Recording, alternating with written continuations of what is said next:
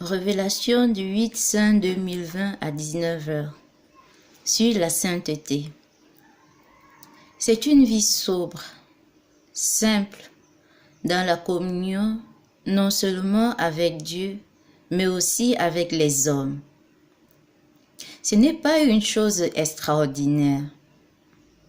C'est la vie quotidienne dans l'abnégation, le dévouement, savoir dire oui à l'appel lancé malgré ses faiblesses.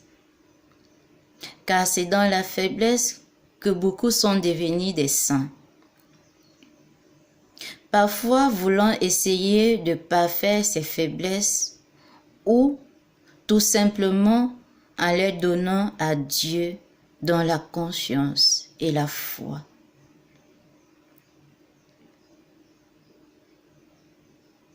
Comme plusieurs saints qui ont donné leur maladie au Seigneur, qui ont accepté de s'unir aux souffrances du Christ. Dieu est le même hier et aujourd'hui. Il ne change pas. C'est l'homme qui a double facette. Dieu non. La sainteté est un acte noble. C'est un acte d'oubli de soi. C'est un acte d'une extrême surélévation du Christ et d'un abaissement de sa personne. C'est en accommodant sa vie à celle du Christ. C'est communier à la même coupe que le Christ. Oui, communier à la même coupe que le Christ. Sans un quelconque reniement total face aux difficultés.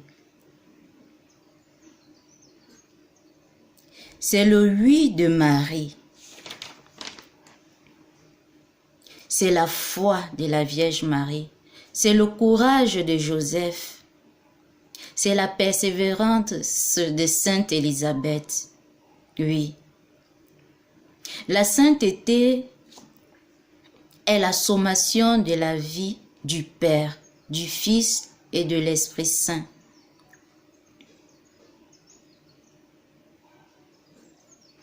Qui doit refléter dans notre vie.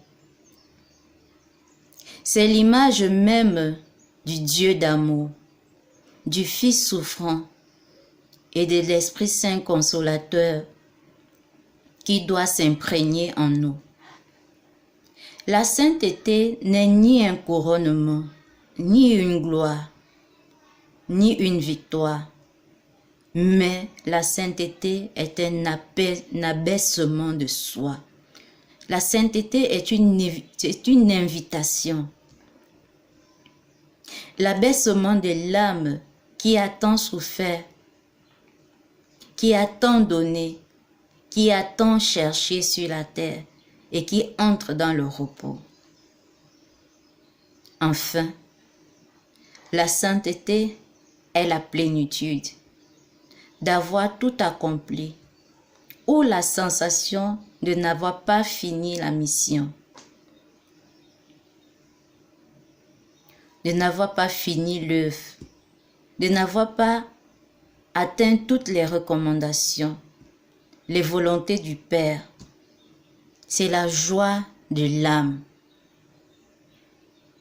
Nous tous nous sommes appelés à la sainteté avec la grâce et la force du Seigneur.